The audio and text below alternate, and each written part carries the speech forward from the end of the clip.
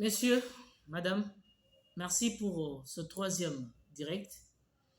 Donc, ça ira concentré sur la réponse que les porte-paroles du gouvernement et ministre de la communication, Patrick Mouyaya Katembwe, a répondu à Paul Kagame. Vous savez, je vous ai mis une vidéo, plutôt une vidéo, voulais-je dire. La vidéo dont je vous ai mis, c'est une vidéo qui a été tournée ou faite depuis le mois de mars. C'était le briefing de Patrick Mouyaya Katembwe et les professeurs de l'INIKIN. Il enseigne aussi en Belgique et aussi en France. C'est un professeur de l'université. Le professeur Tchibangu Kalala. Ça a été tourné avant. C'était sous forme d'une révélation ou une façon d'ouvrir les peuples congolais cette bande ou cet abîme qui les voilait ou qui était devant ou sur leur face. Cet abîme a été enlevé par ses professeurs, accompagnés du ministre de la Communication, son Excellence Patrick Mouyaya Katembwe.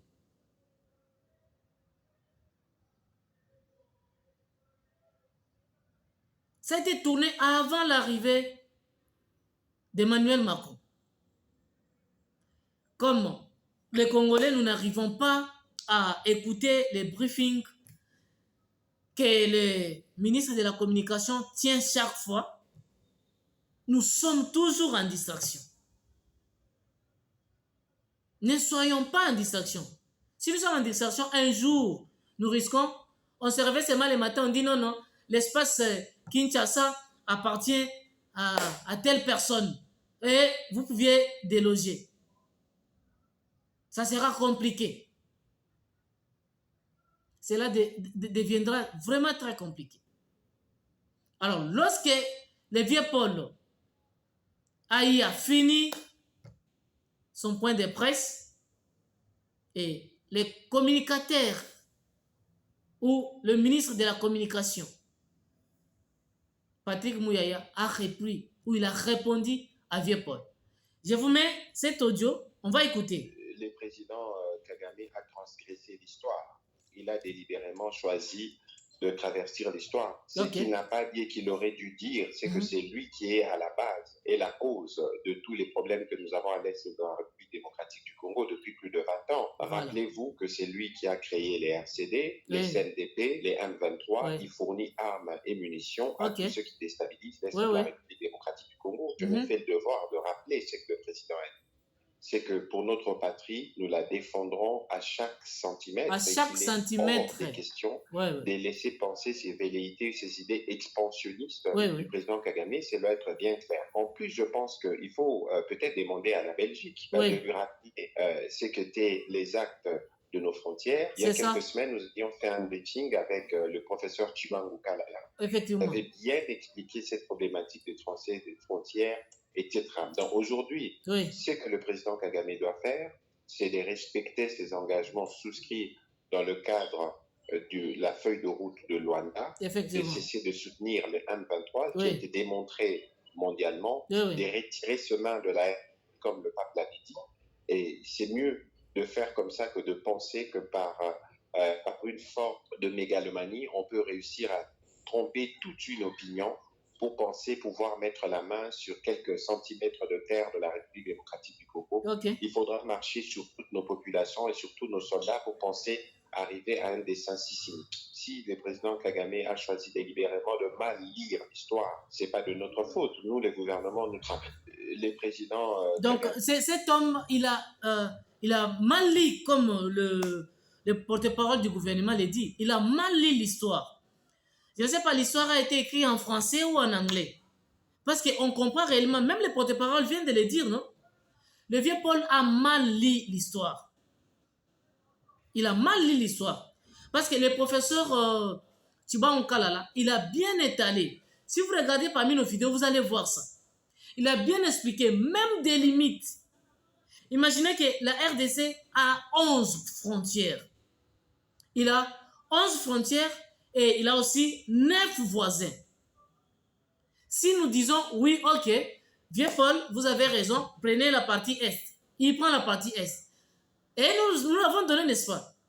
Admettons que nous l'avons donné la partie Est. Oui, bien sûr. Le lendemain, ça sera maintenant l'Angola. Il va réclamer pour dire, voilà, le Bas-Congo là m'appartient. Et il va prendre la partie Bas-Congo, bien sûr. Et le lendemain, ça sera maintenant, qui encore? Qui? Celui-ci, c'est qui? Le pays... La Tanzanie. La Tanzanie va réclamer aussi. Oui. La Tanzanie va réclamer. Et cette histoire a été aussi bien expliquée par l'honorable Nemwanantemi. Je vais vous chercher le vidéo. Je vais vous mettre cette vidéo-là.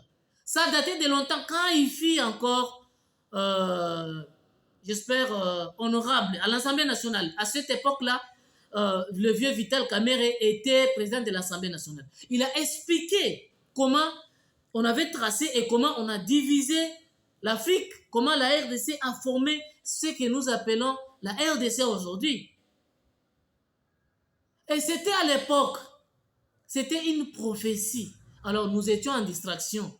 Voilà le vieux Paul aujourd'hui, il revient pour dire non, il y a une partie des terres qui est en République démocratique du Congo, le M23, ce n'est pas le problème, ce n'est pas Félix Tshisekedi, le problème, ça datait de longtemps, depuis 2012, où Joseph Kabila fut président de la République, et cette partie doit nous revenir, parce que quoi?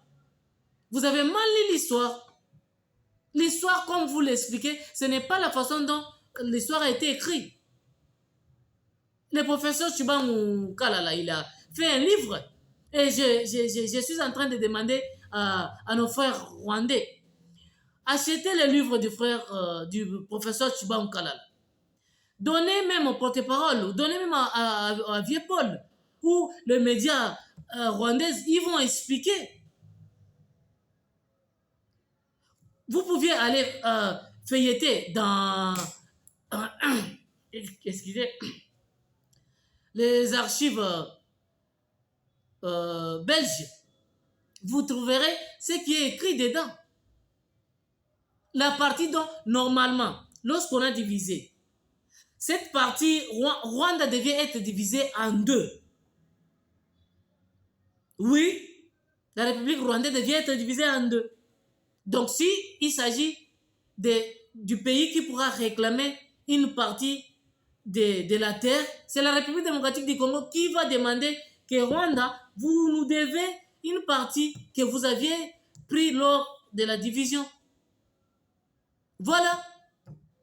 Alors, quand les Congolais, ils croisent les bras, ils vous regardent, ne pensez pas qu'il manque quelque chose à dire. Un artiste congolais, Koffi Olomide, il a toujours dit, ne pensez pas que si quelqu'un, il vous regarde, ne pensez pas que c'est fini.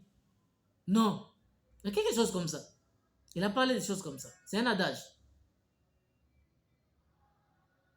Ne pensez pas que c'est fini. Ou il n'a rien à dire. C'est pourquoi il s'était. Non.